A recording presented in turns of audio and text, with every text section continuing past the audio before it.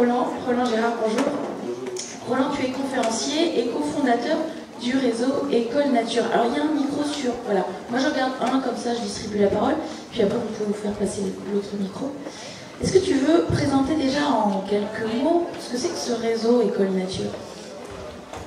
Oui, donc le réseau École Nature, c'est une organisation qui s'est créée à partir de l'année 1983, où deux enseignants, un instituteur de la Mayenne et une prof de SVT de la Sarthe, se retrouvaient régulièrement au colloque ornithologie au Muséum d'histoire naturelle, et pendant les pauses, ils se parlaient d'éducation de nature à l'école, et de leur pratique éducative, de ce qu'ils faisaient avec les enfants sur la nature, et puis à un moment donné, ils se sont dit, mais il faudrait vraiment qu'on ait le temps, quoi, parce qu'entre deux communications scientifiques, parler d'éducation nature, ça ne suffit pas.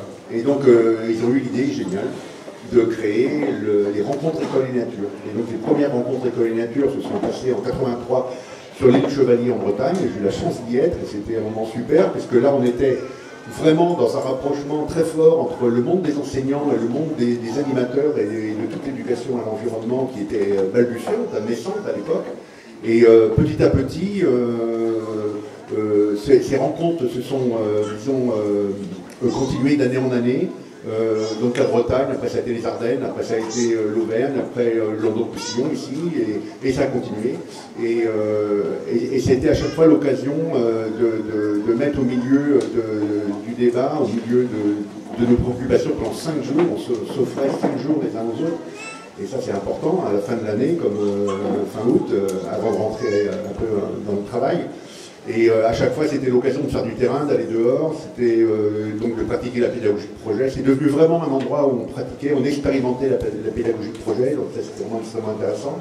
Et un endroit où on échangeait sur nos pratiques éducatives avec les groupes, qu'on soit animateurs ou enseignants. Et un endroit où on poussait un peu la réflexion et on se disait, mais ça y est, il y a quelque chose qui est en train de naître, même si on n'était pas exactement conscient, mais on était au tout début de l'éducation à l'environnement, et donc on était dans l'idée aussi, à un moment donné, de faire exister ça socialement. C'est-à-dire qu'il ne faut pas qu'on reste dans les marges, invisibles, il fallait qu'on puisse parler avec les autorités publiques en particulier, pour que la France donne un peu de place à l'éducation à l'environnement. Donc après, École et Nature est devenue... Trois éléments clés, c'est mettre en relation les acteurs, quels qu'ils soient, quel que soit leur champ d'action, mettre en relation les acteurs. En deuxième, c'est on est sur un chantier neuf, on a besoin d'outils, donc c'est créer des outils par les acteurs de terrain, eux-mêmes, pour les acteurs de terrain. L'idée c'était vraiment que, parce que tous on fabrique des outils plus ou moins, hein, tous les gens qui font de l'éducation fabriquent des outils. Et ces outils peuvent être très utiles pour quelqu'un d'autre, et c'est comme ça qu'on a... Et puis le troisième point, c'était porter la parole des acteurs de l'éducation.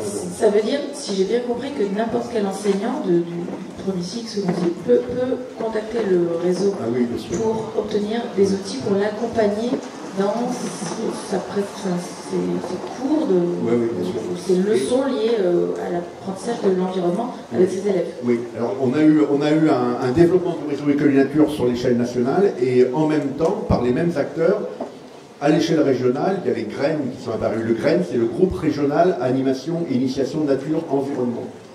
Et c'est la même philosophie, à peu de choses près, en tout cas c'est des histoires très proches. Et l'idée, c'est aussi de mettre en relation les acteurs, mais là on est plus à la proximité, et il y a aussi maintenant des réseaux territoriaux. Il y a un réseau territorial dans le Gard, dans l'Hérault, dans la Lozère, enfin, dans tous les départements ici, pratiquement, d'Occitanie.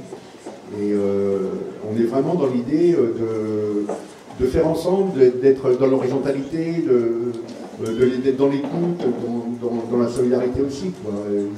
Et c'est souvent ingrat comme action, hein, de faire de l'éducation à l'environnement, parce que souvent on est un peu seul, on n'est pas toujours très bien compris. Faire de l'éducation en général. Oui, faire de l'éducation en général.